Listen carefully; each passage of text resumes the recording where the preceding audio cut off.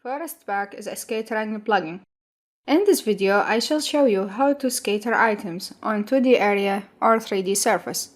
To create a forest, click on Create 3D Object, then select i2 Software, then click on Forest Pro. We have two modes to create a forest, Generate and Icon mode. Let's try Generate. First select item from the library. Let's try this one. Then pick an area or a surface.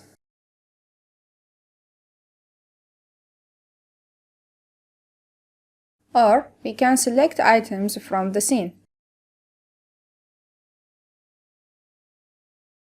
In this case, we have to turn on Populate from Selection. Here we have two objects. Then pick the surface or the area.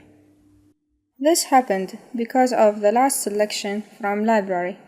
Sometimes we have to refresh the library before making a new selection. Click Refresh.